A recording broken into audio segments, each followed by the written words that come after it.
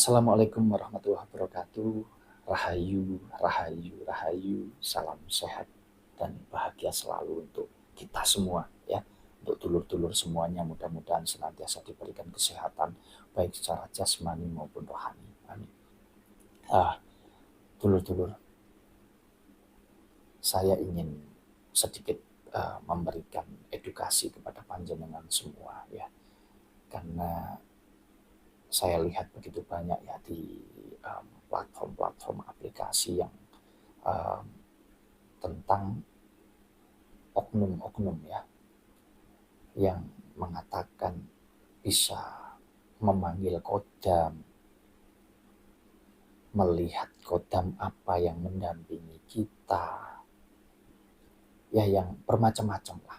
Katanya ada yang kodam itu baik, ada yang jahat, sehingga mempengaruhi hidup kita sebagai manusia. Saya ingin memberikan edukasi kepada panjenengan ya, bahwa jujur saja, saya secara pribadi tidak mempercayai tentang kodam-kodam pendamping. Apapun bentuknya, apapun wujudnya, sosoknya di dalam kehidupan kita.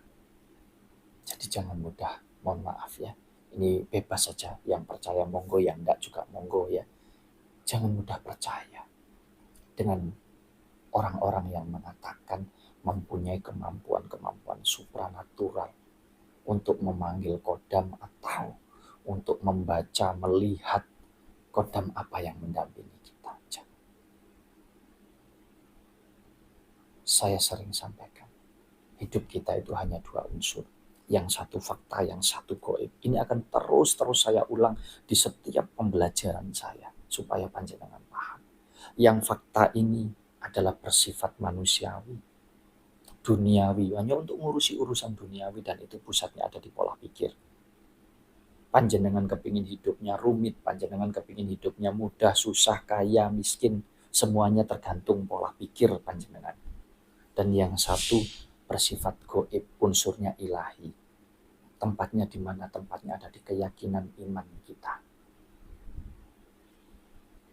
Nah, kalau kita sudah paham dua unsur ini, sudahlah.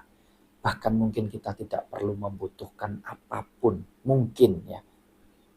Kalau kita ambil pintasnya saja, kita hanya disuruh menjalani hidup ini untuk urusan duniawinya, tinggal menggunakan pola pikir. Jadi ngurusi pekerjaan, ngurusi keluarga, ngurusi masalah dunia, apapun itu, ya tergantung pandai-pandainya kita di dalam menggunakan pola pikir kita, supaya berdampak baik terhadap urusan hidup kita secara duniawi.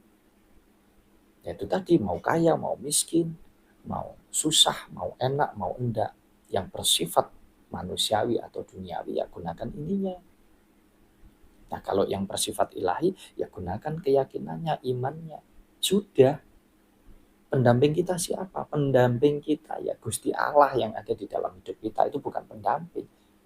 Sudah menyatu di dalam kehidupan kita. Sudah tidak butuh lagi kita sosok, apa itu sosok pendamping, apa itu kodam. Siapapun ya, kalau bisa mengatakan, mohon maaf, saya ini sudah terbiasa begini. Ketika ada orang berbicara bahwa aku ini pintar membaca, tetapi orang tersebut tidak bisa membuktikan bahwa dia bisa menulis, saya tidak akan percaya. Demikian pula sebaliknya, mengaku bisa menulis tetapi ternyata tidak bisa membaca. Karena ini satu paket yang tidak bisa dipisahkan. Sama halnya dengan ketika ada orang mengatakan, kamu punya kodam ini, kamu didampingi sosok ini. Kalau ini kamu tidak bisa mengendalikan, nanti bisa berbahaya. Oh, kalau kamu didampingi sosok ini, kamu nanti bisa menjadi orang yang kaya raya. Kamu punya kemampuan ini. Dibuktikan seperti apa sosoknya, seperti apa wujudnya. Baru nanti saya akan percaya dan saya mungkin akan berguru.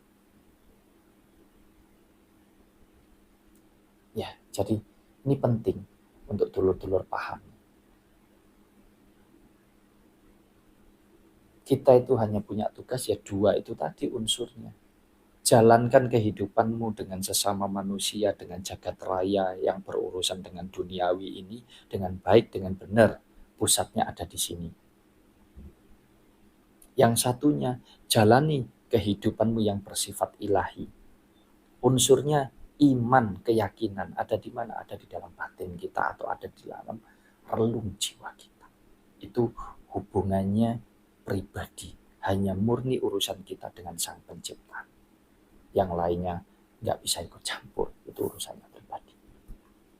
Nah, kemudian kalau kita bicara apa yang harus kita lakukan? Ya kalau untuk urusan duniawi, kita harus mampu mengendalikan hawa nafsu, mengendalikan pola pikir. Ya inilah yang tidak jarang, ini yang akan menjebak, ini yang akan membuat kita jatuh di dalam kesusahan, kesulitan, keterpurukan.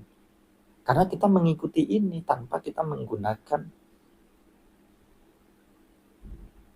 yang ada di dalam hati kita ini untuk mengendalikan ini. Saya juga biasa sering sampaikan, jadilah Pak Kusir yang mampu mengendalikan kuda. Ya, kalau panjenengan tahu delman, ya, ada gerobak yang disebut delman dan di sana ada kuda, lalu ada Pak Kusir. Secara logis saja, apakah Pak Kusir yang harus nurut kudanya biarpun kuda ini yang berjalan yang menuntut untuk bisa sampai di tempat tujuan? Saya rasa tidak. Yang benar adalah kuda ini harus nurut dengan kendali Pak Kusir supaya bisa sampai di tujuan dengan baik, dengan selamat. Sehingga mampu mengantarkan gerobak ini atau delman ini ke tempat tujuan dengan baik, dengan selamat. Demikian halnya dengan kehidupan kita. Jangan mau kita dikendalikan oleh hawa nafsu atau pola pikir kita. Oh ingin ini, ingin itu, harus begini. Biarpun ada juga kebaikan di sana. Tetapi sepenuhnya kita harus mampu mengendalikan apa yang ada di dalam pola pikir kita karena kita kusirnya. Supaya bisa sampai di tempat tujuan kita dengan selamat. Biar apa? Biar kita bisa menjalani hidup kita ini dengan balance, dengan seimbang. Ya, dulur-dulur. Jadi kembali tentang kodam, mohon maaf sekali.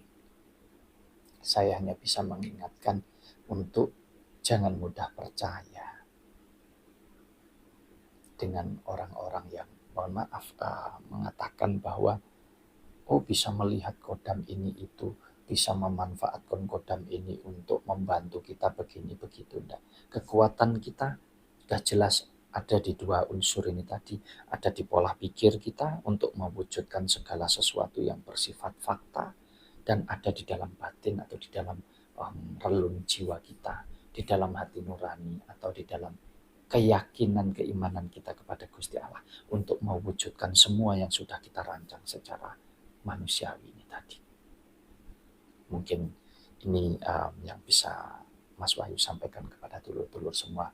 Mudah-mudahan ini bisa menjadi manfaat untuk panjenengan semuanya. Jadi tidak perlu ribet mencari kodam apa yang ada di diri kita, tidak perlu ribet untuk mengetahui sosok apa yang mendampingi kita untuk membantu kita dalam menjalani hidup ini.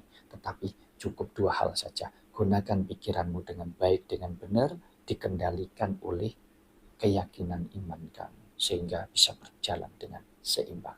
Terima kasih. Assalamualaikum warahmatullahi wabarakatuh.